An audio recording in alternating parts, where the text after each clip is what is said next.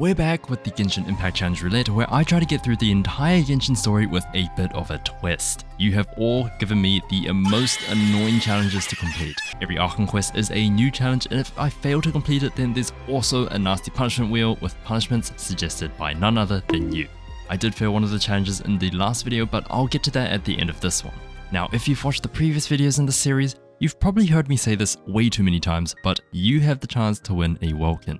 All you have to do is comment down a challenge below following these rules and I'll pick one lucky winner. I actually have 6 to give away this video, but so you don't have to watch the wheel spin for a whole minute, here are the winners. Congratulations to you all. If you've won, please put your user ID and the name in the comment section below. A little something will be heading your way soon.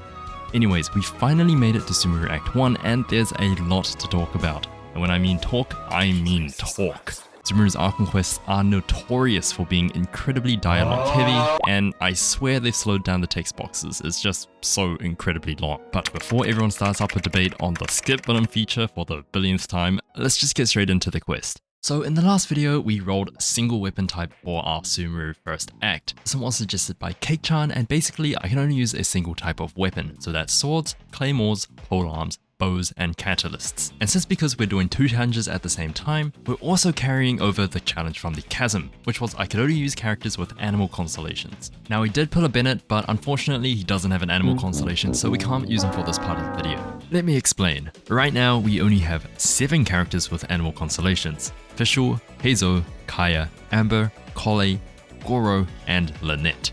That already limits us to about 40% of our playable roster. The only weapon types we have in this team are swords, bows, or catalysts, and it's a bit obvious which one is better here. Heizo only run, let's go. Just kidding. So here is our team. Goro is a bit underleveled, but we don't need to talk about it. We've come to Sumeru to smoke that Zaza. Alright, and although we're supposed to use characters with animal constellations, we cannot avoid this part. So, what's up, Ermin Soul? But our team was a bit underleveled, so I decided to fight the Electro Hypostasis just to level up Fischl, but we did need to fight it twice, so... But that's fine because Amber honestly just shreds this thing. Like, look at this damage, it's not even that bad. And because the drop rate for Helitro Archers is just absolutely horrendous... And so we leveled Fischl to level 60... 59... anyways, Paimon touched Collei without consent. That wasn't very cool, Paimon. Now we have to leave Gandharvaville. But then Tighnari caught us and gave us the punishment of manual labor. And so our first fight wasn't all too bad. It's a Withering zone and we have bows in our team. So basically we can attack these weird red flower thingies from a long range and dodge their skill shots. The fight itself wasn't hard either, they were just basically hydro shrooms, and there's a lot of water everywhere, so it's very easy to proc reactions here. So then we got transported to this weird tree thingy majiggy, which just so happened to have a lot of monsters. But if there is one thing that our team is good at, it's off-field damage. We can basically just rotate through every single character and press every single ability, and we just do a ton of damage. So it's a very good team. Ignore these small numbers. But that is the only required fight in this domain apart from this one Abyss Herald. But don't worry, we can't even kill this Abyss Herald anyway. We're not supposed to. I didn't realize it at the time, but you cannot damage its shield. You just have to wait it out for about 20 seconds. And then we woke up. Yeah, don't do drugs, kids. It was finally time to go to Sumeru City, where we connected to the internet, so Paimon could dance on TikTok before it got taken down. I have to talk to people! We then left for Port Ormos, collecting waypoints along the way and ignoring any enemies. This waypoint in particular, because we need this one for Fontaine later. There's a statue there, but who cares? I don't really need that one anyway. That one's not important. Now this combat test was very easy as well. It's just literally fungi. In fact, it was so easy, the second time we did this, I defeated the enemy reinforcements before they even showed up. Where? Oh, what the fuck? It said second wave incoming, but I already killed it. That's alright. We then had a very friendly and casual conversation with Ainarachma, and well, yeah, I guess you could call it pretty friendly. We'd absolutely destroyed these guys. Did she just say Hoktua? Deku, Deku, you can call me Deku. Green hair, green eyes. Shut the fuck up! We defeated this guy's TikTok brain rot, and that was Act 1 complete. So it was time to roll a new challenge. Only characters I have built on main. This is alright, this is not bad. This challenge was suggested by Rexilia, if I pronounced that wrong, sorry. But basically, I can only use characters that I have built on my main account. And when I say built, I will say they are at least level 70 because that's the minimum requirement for Imaginarium. Out of all the characters here, the only characters I can build are Fischl, Xiangling, Traveler, Kaya, Xingqiu, Mona, Lynette, and Bennett. Do keep in mind that we still have to do the single weapon type challenge, so this is the best team here. Not gonna lie, Act 2 is the most boring shit ever. It's literally just dialogue the entire time.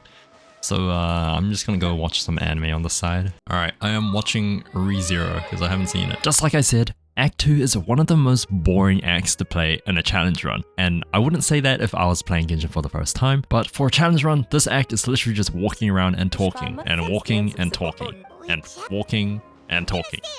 And yeah, you get the point. I guess one of the less annoying things is the interpretation bits. They actually make you think, and although they're usually pretty annoying, they're a nice break from the 20 minutes of straight dialogue. And finally, after about 50 minutes of the quest, alright, I paused the anime because this is the only part of the Archon quest where I actually have to fight something and do something.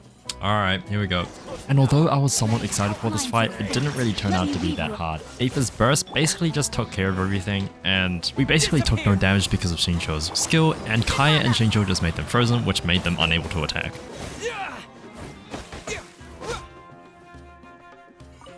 That was a very interesting... What are you on? Alright, and that's all I need to do. Time to watch the anime again. And that's basically Act 2 complete. Very, very short, I know, but honestly, there's not much I can commentate on. There we go, Act 3, so we can roll a new challenge. How fun. Also, I can't click my dailies here anymore, what the fuck? Catherine's just gone. And it is on, please. Okay, you gotta be kidding me. Who's the fucker who suggested this one, eh? Basically, I have to play with UI off. See this? Alright, that's what you're gonna see this act. In combat, it's really gonna suck. But, oh fuck, I did not mean to go to the next part. And for this part of the act, I decided to switch out Kaya for Fischl because Fischl just seemed to work better in our team. And I put in Xiangling for Lynette. Lynette, what the f... Lynette. Oh, a 4-star. And it is... another Bennett, that is fine. Now let me actually set this straight. No UI just means no UI when you're walking around in the overworld. Stuff like this, you can't actually play without UI because it's impossible to progress without choosing dialogue options and going through the entire story. Same as this, if you think I'm gonna sit around and wait for 20 minutes after experiencing that last Archon quest, you've got to be kidding me. 1 hour in Genshin is equal to 1 minute in real life, and during these next 2 quests, there are a lot of time changes. So that's just basically wasting 2 hours sitting around doing nothing. The other thing is, because we don't have UI, we're not allowed to see the quest objectives, which means that we don't know what time we're supposed to change to. So I'm just basically guessing when we're supposed to change the time and how long we're supposed to wait. And you may be asking, hey, why don't you go do something else in the meantime? Surely there's other things you can do. And my answer to that is, not really. You see, I made it a rule that for this challenge, you're also not allowed to open the map. That's the one piece of UI that is not involved in the overworld that I'm actually not allowed to use. This means if I were to go anywhere, I'd have to come back,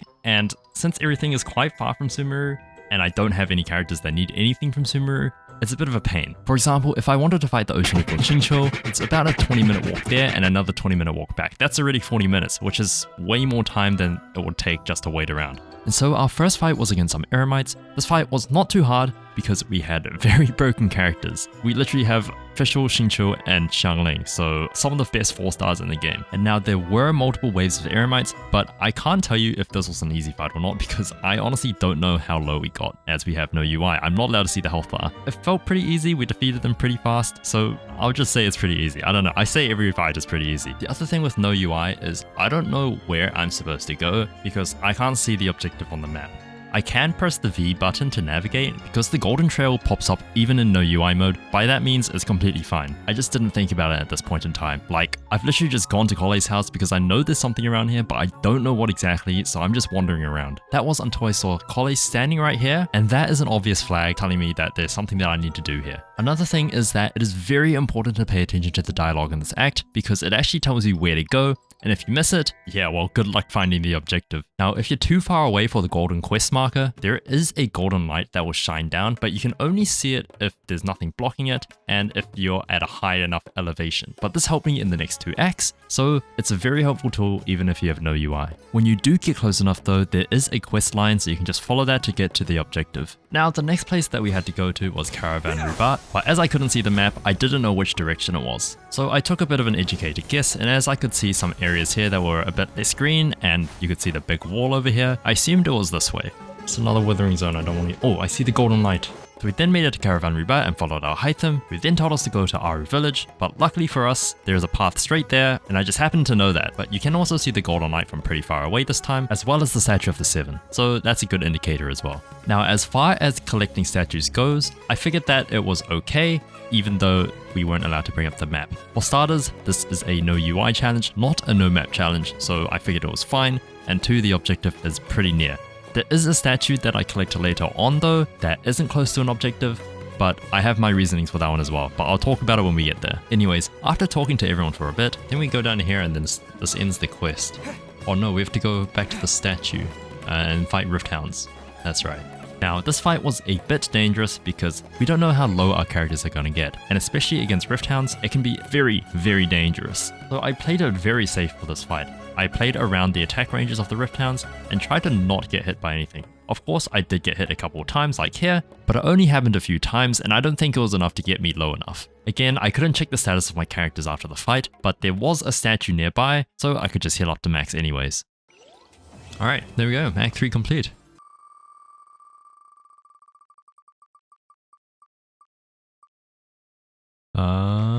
Play with 2020 to 2021 characters only.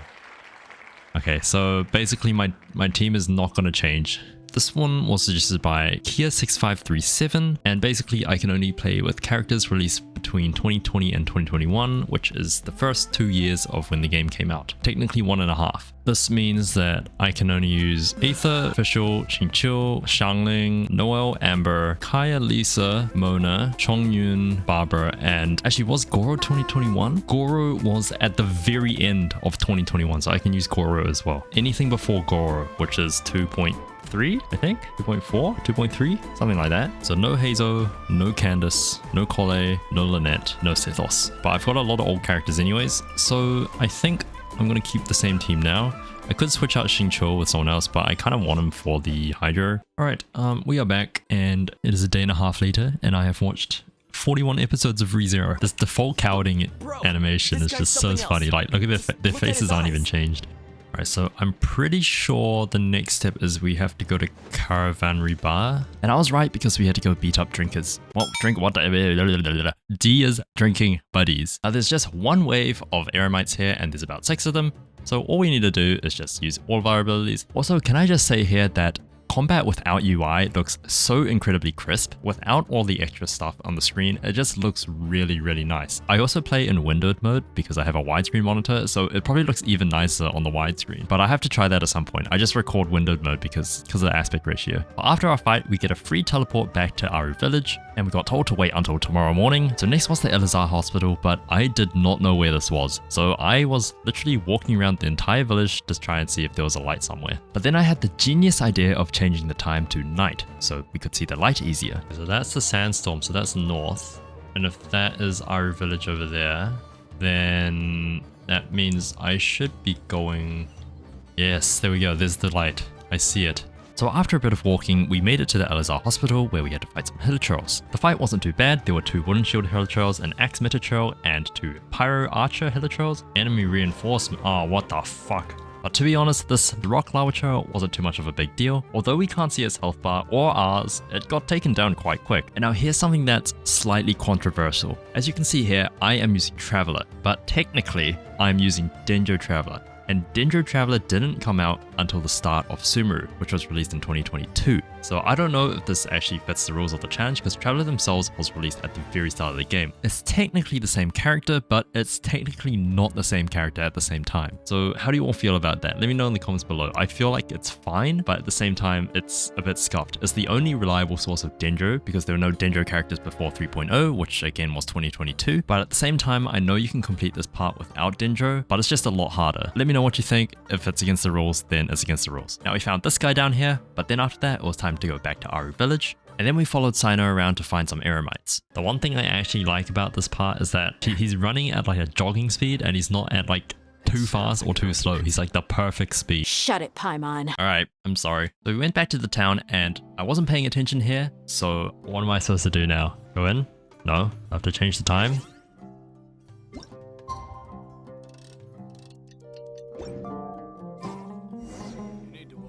I heard the sounds, that must mean I have to go in, right? Oh, no, there's a... taking me somewhere. I see everyone.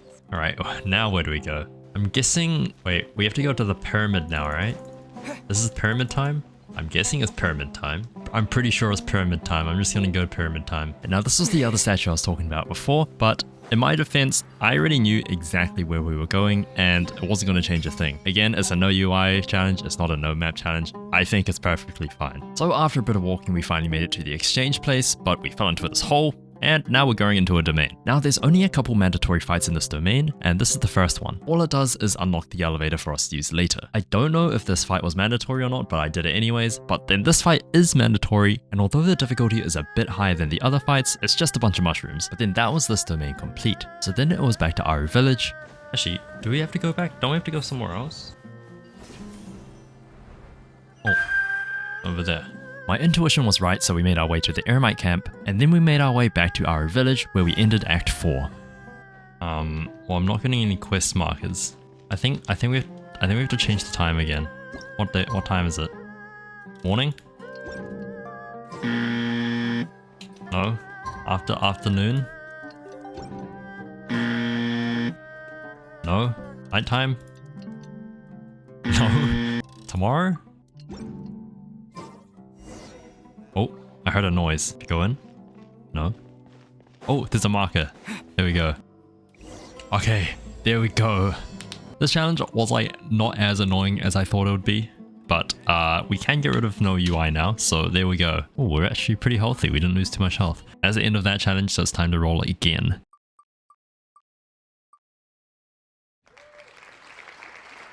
Three-star weapons. All right.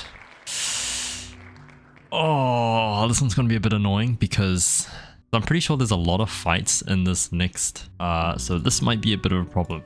This one was suggested by DesiAlex1551. Basically, I can only use 3-star weapons. We have to take all these strong weapons off. Alright, so firstly, Xiangling is hitting a halberd because it's the best weapon I have, and it scales off attack, which is also really good for her. I leveled up a Raven Bow to level 50 for official, as it scales with Elemental Mastery. I don't have high crit stats, so crit bows are not as good on her. I gave Aether a cool steel because it has the attack substat, and also it works well with Xingqiu. And I gave Xingqiu a Skyrider sword because it gives good energy recharge. Now the start of Act 5 starts with a fake attempt to capture the eremites, and there is a timer on this one, but it's 5 minutes long, so we have a lot more time than we need. I can already feel the drop off in damage, although elemental reactions still feel somewhat strong. If anything, it's probably like a 20 to 30% drop off in damage, which isn't too bad. After defeating the last of the eremites, we make our way to Tainari at Paradis DI, and after stalking the doctor for...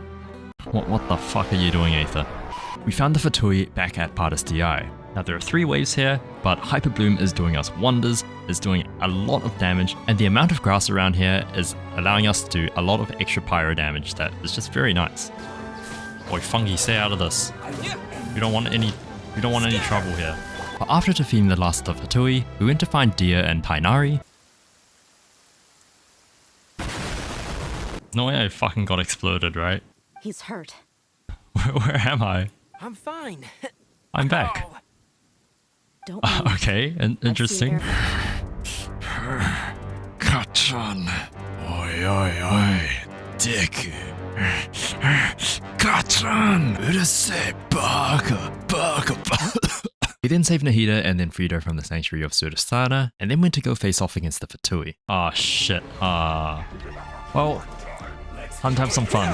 Now this first room has a Hydro Gunner and a Electro Skirmisher, both of which can just be pretty much taken down with an explosion of elemental reactions. This next part had one Electro Skirmisher, and just like the last one, it was very easy to take this one down. The damage from just one Hyper Bloom and Overload is so disgustingly broken. Like, look how much damage that is. 3-star weapons are way too strong. I'm not even going to comment on the rest of these Fatui enemies. They're just too low tier. They get destroyed way too quick. So we finally got to Scaramouche, and well, this fight's really a joke too.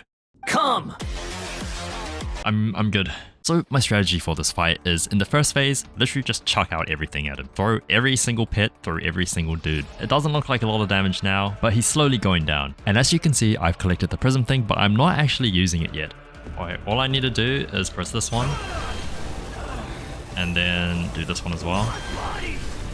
Now, I'm not quite sure if stunning him actually does any more damage. I don't think there's any info on that, but I might be wrong. This basically makes him stay still and not attack, so it's basically a free win. And now for this phase, I don't need to do anything here. I can just run around. I don't have to fight him. I can't break his shield. I just have to dodge, or even just not dodge. I can just get hit by anything, to be fair. So after he does this attack, the cutscene plays, and then you become literally unstoppable. Nahida buffs you, so you get a massive healing buff, and the Akasha Terminal whittles down his shield bit by bit. I can literally just stand here and not do anything, and that's what I did. You missed Scaramouche. Actually terrible, what the fuck? How do you miss that? Oh shoot, I don't know if I can destroy these things. Germinate!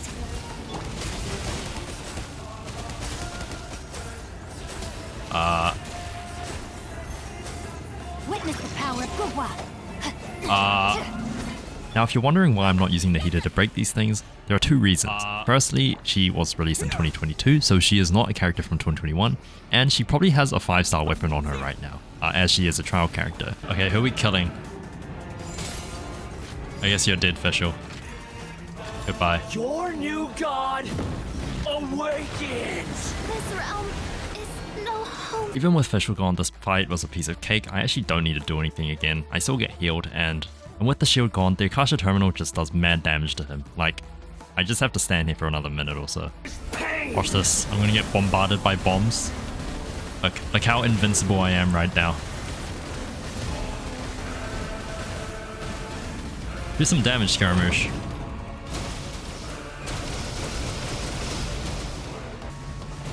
Alright, let's go destroy these things. Propagate! Kneel! Whoosh, goodbye. But it wasn't over because we had the Boat of Consciousness to get to. You can actually skip the first island by just flying over. You're just in range of the Door of Resurrection. Even though you can't land on there, if you land on this branch, you're safe. Now the next fight is with Rifthounds, and unfortunately you can't skip this unless you have like Charscale or Wanderer, so I do have to fight these guys.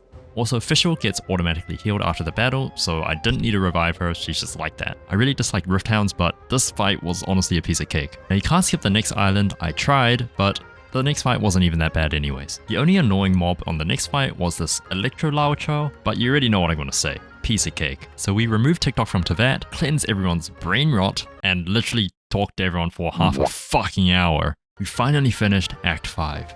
But it wasn't over yet, we still have one more to go, and that is Caribbear. And the challenge is, for the last quest for this video,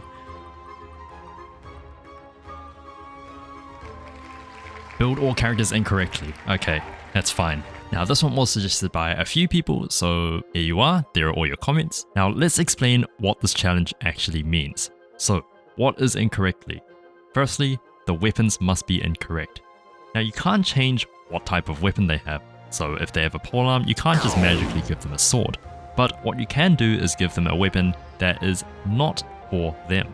Different characters scale off different substats, and we've got to choose a weapon with a substat that doesn't really fit them. So if they don't have anything that scales off defense, then they can use a defense % weapon. Artifacts are the same, but they're for the main stat. Flowers and feathers you can't really do anything about because they all share the same main stat, but circlets, goblets, and sands all have to have a main stat that is not favored for that character. Substats don't really matter, but I'm not going to choose an artifact with really good substats. Also, the artifacts must not have a set. They cannot have any set bonuses. So for Aether, he's getting a Traveler's Handy Sword because it scales off defense, an HP Sands, an Animo Damage bonus Goblet, and a Defense Circlet. And as you can see, no set bonus. Fischl is getting an HP Bow, an HP Sands, a defense goblet, and a healing bonus circlet, again with 0 set bonus. Xingqiu is also getting a defense sword, an EM sands, a dendro goblet, and a defense circlet, again no set bonus. Xiangling is getting a black tassel and going triple HP on artifacts. Note that it's only incorrect builds, it's not the worst builds, and I still have to have 3-star weapons. We got to try this build out on slimes, and wow did we do negative damage. We were barely hitting triple digits on our normal attacks, and our abilities did significantly less. Luckily for us, our Xiangling has a black tassel, so she does a lot more damage to slimes,